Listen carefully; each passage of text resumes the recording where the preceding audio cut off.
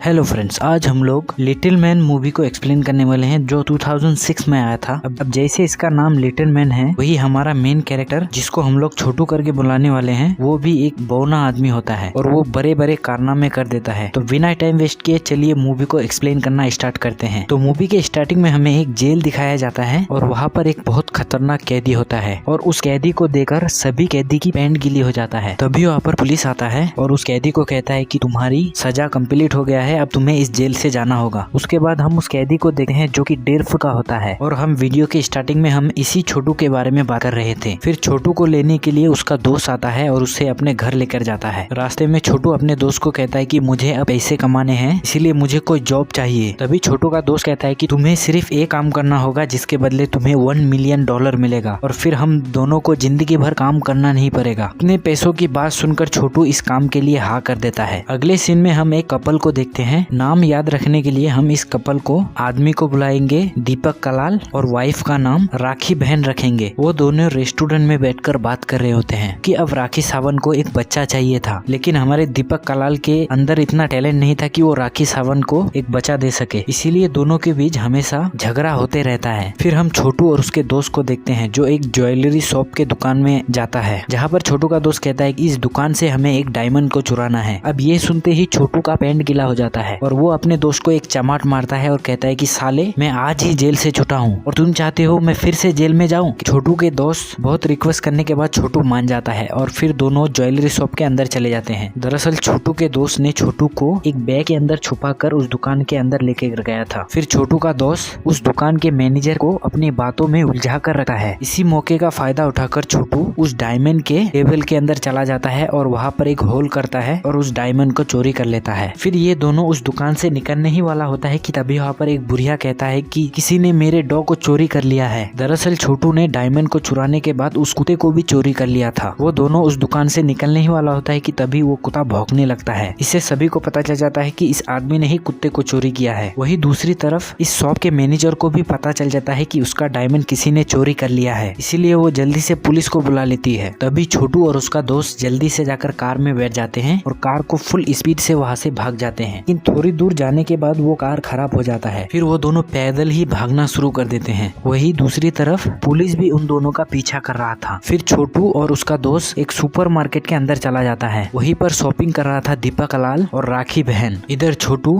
Police से diamond को बचाने के लिए वो राखी बहन के बैग में ले आकर छुपा देता है। फिर दीपक और राखी दोनों अपने घर वापस आ जाते हैं, लेकिन छोटू और उसका दोस्त पीछा करते करते उसके घर तक आ जाता है। फिर वो दोनों प्लान बनाते हैं कि किसी तरह भी उस घर से हमें डायमंड को चुराना है। तभी छोटू के दोस्त को आइडिया आता है और वो छोटू को कहता है कि तुम्हारा हाइट तो 1.5 फुट का है, क्यों ना तुम एक छोटे बच्चे बन जाओ और इस घर के अंदर चले जाओ, फिर डायमंड चुरा के तुम वापस आ जाना। छोटू तो पहले मना कर देता है, लेकिन बार बार कन्विंस करने के बाद वो मान जाता है। फिर छोटू का दोस्त छोटू को एक टोकरी में डालकर दीपक कलाल के घर के सामने रखकर छुप जाता है। तभी हम देखते हैं दीपक कलाल बाहर आता है। दीपक कलाल जब छोटू को देखता है, क्योंकि छोटू एक बच्चे की तरह दिख रहा था, इसीलिए दीपक कलाल को उस छोटे बच्चे पर रहम आ जाता है और उसे अपने घर के अंदर लेकर जाता है। फिर दीपक कलाल और राखी बहन दोनों मिलकर छोटू का डायपर चेंज करते हैं। तभी वो छोटू का बंदूक देखकर सभी लोग हैरान हो जाते हैं, क्योंकि छोटू का गन बहुत ही बड़ा था। अब इन दोनों को समझ में नहीं आ रहा था कि इस बच्चे का क्या किया जाए, इसीलिए वो लोग चाइल्ड केयर वाले को फोन करता है, लेकिन चाइल्ड केयर में फोन ही नहीं लगता है। फिर राखी के फादर राखी से कहता है कि क्यों ना तुम इस बच्चे को जहाँ से लेकर आए हो वहीं पर रख दो, लेकिन राखी बहन ऐसा नहीं करना चाहती थी, इसीलिए वो पुलिस को फोन कर देता है। पुलिस का नाम सुनते ही छोटू बहुत जोर जोर से रोने लगता है, क्योंकि अगर वहाँ पर पुलिस आ गई तो वो छोटू को पहचान लेगा और फिर से उसे जेल में ले आकर डाल देगा। अब दीपक और राखी छोटू को रोते हुए देखकर उसे लग रहा था कि ये बीमार है, इसीलिए उसे डॉक्टर के पास लेकर जाते हैं। फिर डॉक्टर जब चेक करता है तब डॉक्टर देखता है कि छोटू के बदन में बहुत सारे कट और बहुत सारे टाइटू हैं। वहाँ पर डॉक्टर को लग रहा था कि कुछ तो गड़बड़ है। तभी दीपक और राखी डॉक्टर से कहते हैं कि शायद इसके माँ बाप बहुत ही ज्यादा हरामी थे, शायद दोनों ने इस पर बहुत ज्यादा टॉर्चर किया है। अब ये दोनों इधर बात कर रहे होते हैं, तभी छोटू राखी के बैग को उठाकर वहाँ से भाग रहा होता है, क्योंकि उसी में डायमंड था। लेकिन बाहर आते ही छोटू को एक पुलिस वाला पकड़ लेता है। पुलिस वाला छोटू को बचा समझकर फिर से वो दीपक कलाल और राखी बहन के पास लेकर जाता है। वहाँ पर राखी बहन पुलिस वाले को सारी बात बताने ही वाला होता है कि तभी छोटू राखी को मॉम करके बुलाने लगता है। ये सुनते ही राखी बहन बहुत ही ज्यादा इमोशनल इमोशनल हो जाती है और वो पुलिस वाले को कुछ भी नहीं बताती है और फिर वो छोटू को अपने पास रख लेती है। फिर अगले सीन में हम एक रॉबिन नाम के आदमी को देखते हैं और इसी आदमी ने छोटू और उसके दोस्त को डायमंड चुराने का काम दिया था। क्योंकि रॉबिन एक गैंगस्टर होता है इसीलिए वो छोटू के दोस्त को धमकी देता है और कहता है कि 7 दिन के अंदर मुझे वो डायमंड चाहिए, वरना तुम्हारे पिछवाड़े का मैं क्या करूंगा मुझे भी पता नहीं है। उसके बाद हम राखी को देखते हैं जो छोटू को दिखाने के लिए अपने कुछ दोस्तों को अपने घर बुला लेती है। लेकिन सभी लोग जब छोटू को देखते हैं तब वो लोग हैरान हो जाते हैं क्योंकि वो दूसरे बच्चों की तरह नहीं दिख रहा था। फिर राखी अपने सभी दोस्तों को लेकर किचन में जाती है, लेकिन वहीं पर छोटू एक गेस्ट को बहुत बुरी नजरों से देख रहा होता है। वहीं पर छोटू राखी के एक सहेली को गंदी नजर से देख रहा होता है। तभी छोटू उस सहेली के पास जाता है और खुद को अपनी गोद में उठाने के लिए कहता है। फिर वो जब लड़की छोटू को अपने गोद पर उठाता है, लेकिन छोटू का नजर तो कहीं और होता है और वो उस चीज को पकड़ने की कोशिश करता है, लेकिन वो चीज इतना बड़ा था कि छोटू के हाथ में नहीं आ रहा था। अब ये देखकर राखी को लग रहा था कि छोटू अभी भूखा है, इसीलिए वो अपने एक सहेली को छोटू को दूध पिलाने के लिए कहता है। बस क्या था, छोटू को तो इसी मौके का तलाश था और वो दबा के